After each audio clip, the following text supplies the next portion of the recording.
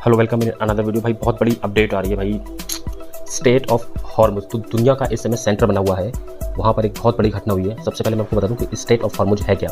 भाई straight of Hormuz एक जल रास्ता है, यानी कि पानी से निकलने वाला रास्ता। उसमें सिर्फ जहाज निकलते हैं और दुनिया का 20% ट्रेड, यानी कि दुनिया का 20% जो क्रूड ऑयल यानी कच्चा ऑयल है वो वहाँ से स्ट्रेट ऑफ हॉर्मुज से निकलता है। स्ट्रेट ऑफ हॉर्मुज पर ईरान का इस समय कब्जा है, क्योंकि जस्ट नियर बाई है वो ईरान के स्ट्रेट ऑफ हॉर्मुज। तो इसलिए इस समय ईरान का दबदबा है स्ट्रेट ऑफ हॉर्मुज पर। ईरान का जब मन आता है तो वो खोल देता, जब मन आता है तो वो बंद देता। आज ईरान ने भारतीय जहाज पर जो 2 मिलियन बैरल तेल कच्चा तेल लेके हमारे भारत आ रहा था उस पर गन शॉट फायर किए हैं, उस पर हमला किया है। ईरान ने बहुत बड़ा ये कदम उठाया भारत के ऊपर। और एक ऑडियो भी रिलीज हुई है 30 सेकंड की। उस ऑडियो में उस शिप के कैप्टन चीख कर ये बोल रहे हैं कि आपने मुझे परमिशन दी थी, मेरा जो नाम है वो आपकी लिस्ट में सेकंड नंबर पर, आप चेक कीजिए।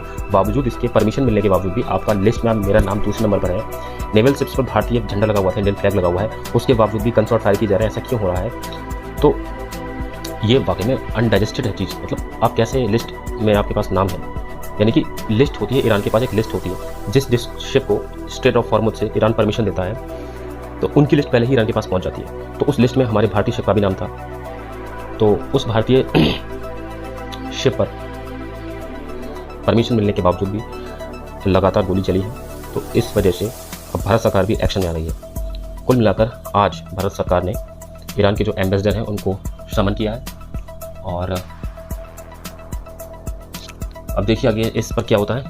फिलहाल यही अपडेट है, आप देख सकते हैं कि ये बहुत बड़ा एक्शन है ईरान का इंडिया के ऊपर। इंडिया को भी थोड़ा सख्त रुख अपनाना चाहिए।